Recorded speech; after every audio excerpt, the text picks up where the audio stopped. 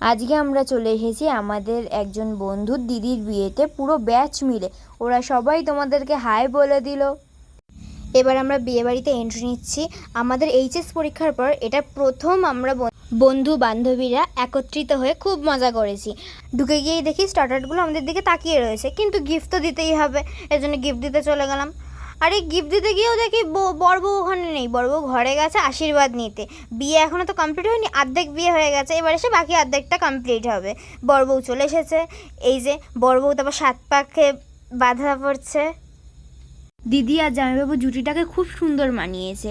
এবার আমরা সবাই মিলে কিছু ফটো তুলে নিলাম, পুরো গ্রুপ মিলে, সিঙ্গেল সবাই মিলে আমরা একটু ফটো তুললাম। এবার যেহেতু রাত হয়ে যাচ্ছে, এটা একটু ভেতর দিকে ছিল, আমরা খাওয়ার এখানে চলে এসেছি। খাওয়ার এখানে এসেও এরা খুব মজা করছিল সব বন্ধুবান্ধবরা মিলে। তারপর আমরা খাওয়া দাওয়া শুরু করে দিয়েছি। খাওয়া দাওয়ার পর ওরা মাঠের মধ্যে ডিজে চালিয়ে খুব মজা করছিল, নাচ গান করছিল।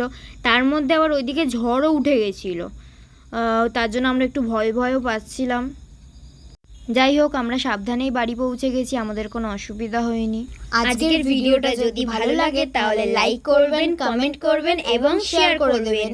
পেজে নতুন হলে ফলো করে দেবেন এবং চ্যানেলে নতুন হলে সাবস্ক্রাইব করে দেবেন। আজকের ভিডিওটা এই পর্যন্তই। সবাই ভালো থাকবেন। Tata, bye bye.